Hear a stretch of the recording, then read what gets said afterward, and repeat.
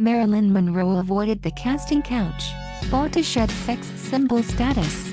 Book claims Marilyn Monroe may still be celebrated as the most iconic sex symbol in Hollywood's history, but one British biographer insists the blonde bombshell is a seemingly forgotten and unlikely feminist. Monroe, who died on August 5, 1962 at age 36, is the subject of a new book by Michelle Morgan titled The Girl, which explores how Monroe attempted to take control of her image in Tinsel Town and even fought to get the iconic leading role in 1955's The 7-Year Itch. Morgan, who has studied Monroe's life for 30 years, was able to track down some of the last living people associated with the screen legend to further investigate how the star helped pioneer an unlikely movement in Hollywood for other actresses yearning to make it big on their terms. While several stars, like Maureen O'Hara, spoke out about the horrors of the casting couch, where aspiring starlets were forced to perform sexual favors and endure harassment by film bosses to boost their careers,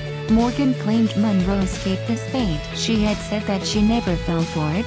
Morgan told Fox News she had walked out of various interviews in situations that she deemed inappropriate. She was doing a series of interviews in 1954.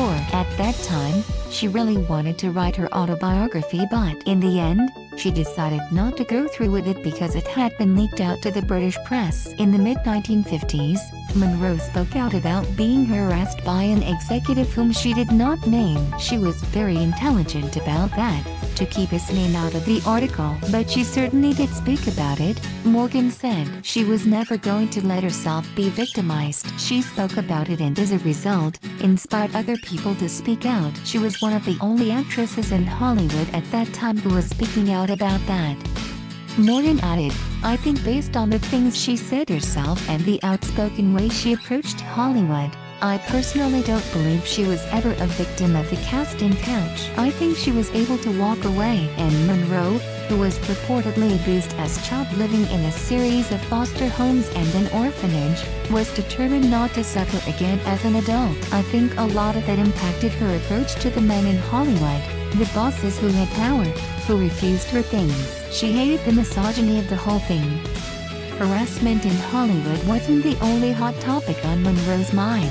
Frustrated for constantly being cast in dumb blonde roles, Monroe wasn't shy about letting the film studio know she was willing to risk her growing success just for the chance to play different characters. Monroe even immersed herself in Shakespeare and befriended literary intellects in hopes of shedding her peanut persona. She had great success, but it was all in musicals and fluffy dumb blonde roles, explained Morgan. She really wanted something different. The studio wanted her to play in yet another dumb role. Instead, she walked out and married Joe DiMaggio in 1954. The studio was absolutely furious and threatened all sorts of different things. They suspended her. They really expected her to be running back to them with her tail between her legs. She didn't. She held out and said, "No, I want to see the script for this new movie."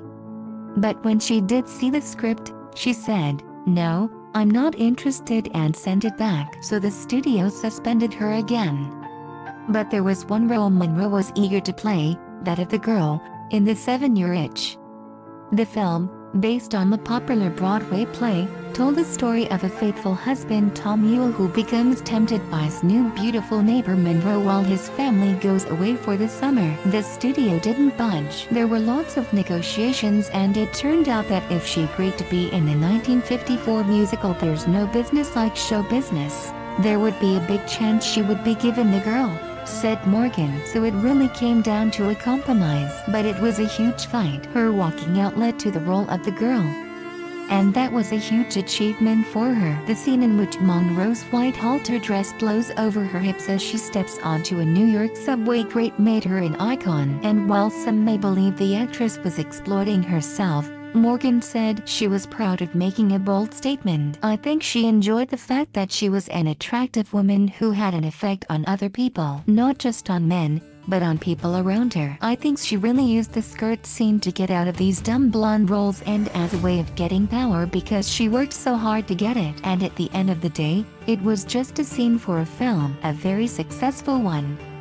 The underwear-bearing scene reportedly infuriated DiMaggio, which resulted in the couple calling it quits in 1955. However, that same year, she headed off to New York City and studied at the Actors Studio in hopes of perfecting her craft. Morgan said she pursued that education until her death, but Monroe wasn't successful in all of her battles. Morgan explained she originally wanted to play the role of 30s platinum-haired sex symbol Jean Harlow in a biopic, but ultimately turned down the script after believing it was disrespectful to the late star. She also wanted to take on Lady Macbeth and spirited Russian girl Grushenka in The Brothers Karamazov, but was never given the chance. And while Monroe's life was cut short from an apparent accidental drug overdose, Morgan said there are still many lessons to learn from her time in Hollywood. She had a tragic story, said Morgan, a tragic childhood and a tragic death, but at the same time, to walk out of her film career, create her own company, go to New York, study at the Actors Studio, make friends with all of these intellectuals, become a businesswoman and a producer. Marilyn didn't care what people thought of her. She had this ambition and she wanted to go for it. She was constantly educating herself, always fighting for the rights of herself and other people. And really, she contributed to the breakdown of the studio system by demanding her rights and demanding to be treated as an individual, as a human being. She was a trailblazer.